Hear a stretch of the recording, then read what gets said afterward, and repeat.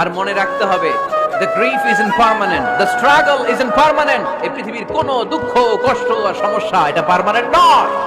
সমস্যার পরে সমাধান আছে, দুঃখের পরে আনন্দ আছে। এই বিপদ পরীক্ষাগুলো আল্লাহ তাআলা আমাদেরকে দেন।